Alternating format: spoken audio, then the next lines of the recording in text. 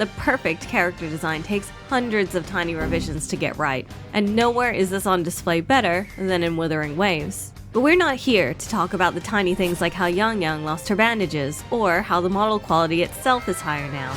These are the 6 playable characters who have been changed so massively, they might as well be different characters. The major eras of pre-release Wuthering Waves can be split up into Technical Test, First Closed Beta Test, and Second Closed Beta Test. Mortefi was notable for being in all 3 eras, and is a hot-headed scientist with a Roy Mustang-style penchant for busting out his lighter. In the tech test, he had a serious case of bed hair, and a dragon tail. Should probably mention that. Being a resonator comes with certain mutations of the body, and Mortefi had some of the most obvious ones.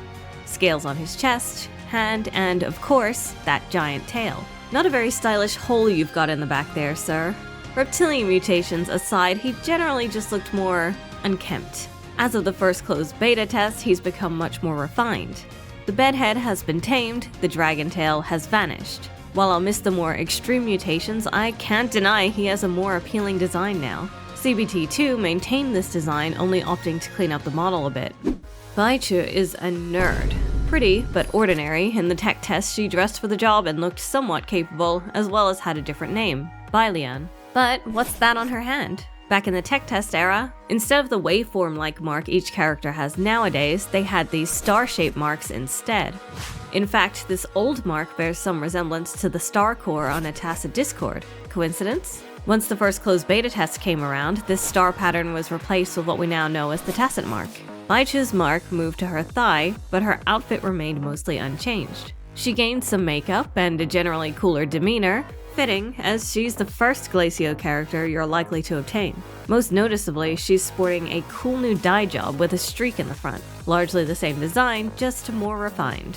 Not refined enough though. The second closed beta test saw a lot of changes, including her new name. Baichu's hair is darker and out of her face, turning light green at the bottom. The weird little braid is gone, eyes changed from purple to green, and her face has a lot of attitude. Baichu's once outdoorsy outfit has been replaced with a tiny dress, or so it seems. Fun fact, these are actually the world's shortest shorts. Or maybe it's just a leotard. This is to say nothing of Yotan, the creature she summons to fight, who has acquired some new patterns and a healthy glow. Every now and then, a game has a design so terrible that you wonder if you can tolerate playing it. Tech Test Verena was that character for me. She's got all the hallmarks of a bad design. Bad haircut, a weird spacesuit that doesn't fit the setting, an extremely low-cut top on a tiny child. The list goes on, and on, and on. If I played a game with this creature in it, I'd feel obligated to walk myself to jail. If you zoom in real close to her goggles, you can make out the text, "I got lost on the path of life," which is 1, extremely funny, and 2, very fitting. Wait a sec, I know that line from somewhere. Sorry I'm late. Afraid I got lost on the path of life. But why? Oh.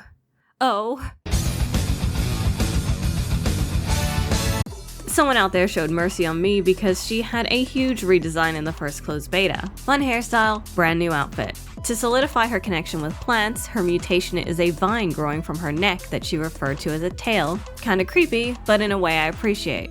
CBT2 brought even more changes for Verena, including her name. She used to be called Jueyuan. She's been squished down into a smaller, more cutesy package, and she's lost the purple on her top. The vestigial goggles from her old design are gone, which was probably the right choice since they weren't fitting in with her more floral outfit, but it's replaced with a ribbon, which I think makes her head look too busy with her intricate hairstyle. Remove the ribbon, and we're in business.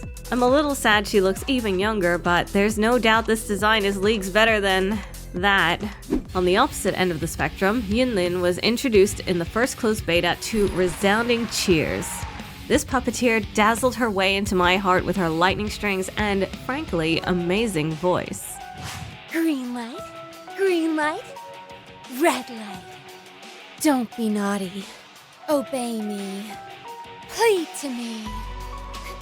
Stay where you are. Meaningless stubbornness. But there was something missing. Despite the attitude she showed in cutscenes, her default expression was uncharacteristically devoid of emotion, blank. Her outfit was cool, but unbalanced, like she forgot to put on pants. Her transformation has been one of the most surprising. As of the second closed beta, she sports a more severe look that suits her personality, elf ears, and a more classy hairstyle. There are some holdovers from her old outfit, but most things have been completely changed. Sick gloves though. It's clear that Yinlin has become the fan service character, but even to that end, I think her outfit still leaves something to be desired. Instead of being unbalanced, it's now very busy, and she seems more suited for a catwalk than sprinting across miles of craggy mountainside. Stick her new head on her old body and give her pants, and then we'll be talking. Originally an NPC for the first closed beta, Wu was met with some pushback for two main reasons. 1. He was perceived as being too rude, and 2. He was too beast-like.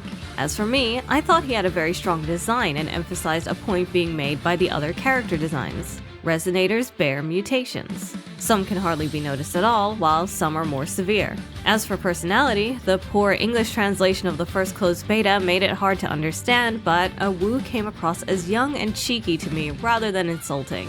What happens when you shave a tiger who might actually be a snow leopard, but I can't tell animals apart, apparently? You get Lingyang, who is a lion. All of Wu's brawling, lion dancing traits were assimilated into Lingyang. Coincidentally, I recently learned what traditional Chinese lion art looks like, and I think they would be good friends with Irish lions.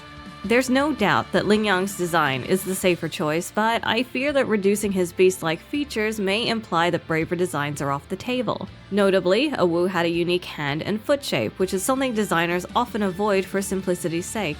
I hope that even though Wu is dead, we can still see elements of his design in future characters. I think bestial characters make fantasy worlds stronger, but I'm also a huge Heroes of Might and Magic 3 fan, so take that how you will. I need a scary lady with giant claws so bad you don't understand. The technical test was a scary time, for none more so than Chuxia. You thought those were normal sneakers? Nope.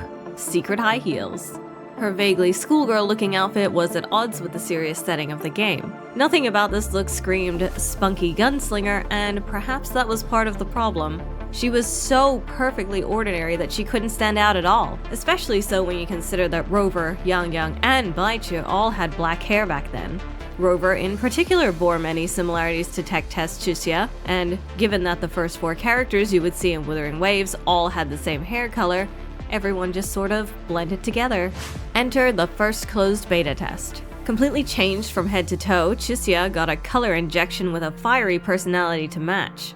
Too fiery, perhaps. She received criticism for excessively threatening the Rover, who had just saved her and her friends, but who had also absorbed a terrible creature, scaring Chuxia in doing so. As of the second closed beta, Yang Yang no longer finds the Rover at the beginning of the game on her own. Now Chuxia is by her side. Visually, she looks the same as in the first closed beta, but it remains to be seen how prior criticism will impact her role and personality throughout the game. Overall, I'd say these characters now make for strong, distinct designs that will help flesh out the world and set it apart from others. A few small tweaks here and there would make them perfect to me, but they already have plenty of fans as is. Aesthetics are all well and good, but does the game feel good to play? Find out in this video, where we cover how much the combat has changed in the last several months.